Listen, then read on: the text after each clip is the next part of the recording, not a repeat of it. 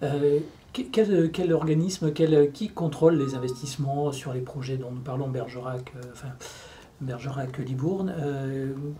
Quel organisme de contrôle, malgré tout, des financements? Bah, Se poser la question. le contrat de plan État-région, c'est un outil qui est utilisé par l'État et la région pour pouvoir financer des infrastructures. Vous avez un contrat de plan État-région routier, fluvial, ferroviaire, et c'est un outil donc, sur lequel vous avez la Cour des comptes qui peut avoir un regard, vous avez, enfin, j'allais dire, toutes les administrations classiques, mais c'est jamais qu'un outil de financement. Et on peut aussi fonctionner sur des financements en dehors des contrats de plan État-région. Le sujet vraiment prépondérant, c'est comment trouver des budgets, des financements pour aller là-dessus. Après, vous avez tout à fait la possibilité, pour un conseil régional financeur d'une opération d'infrastructure, de commanditer un audit externe pour voir le contenu à la fois de ce qui a été chiffré, voire même le contenu de réalisation des travaux. Là-dessus, l'idée, c'est d'être transparent.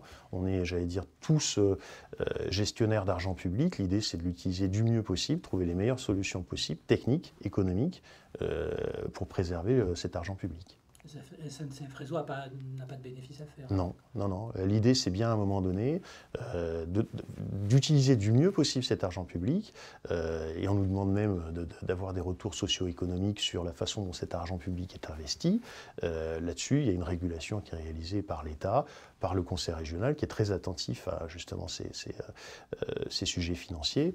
Là, on se doit d'être transparent. Et les éléments d'études qu'on évoquait, par exemple pour Libourne-Bergerac, les kilos de documents qui ont été produits en matière d'études ont été mis à disposition des services techniques du Conseil régional, des services techniques de l'État, en toute transparence.